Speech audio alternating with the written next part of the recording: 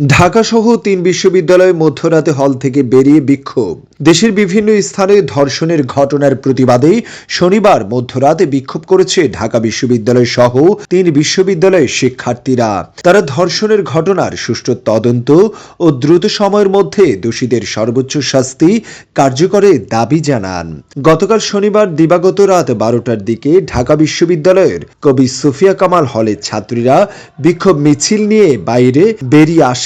তাদের সঙ্গে একাত্মতা ঘোষণা করেন ডক্টর মোহাম্মদ শহীদুল্লাহ হলের শিক্ষার্থীরাও।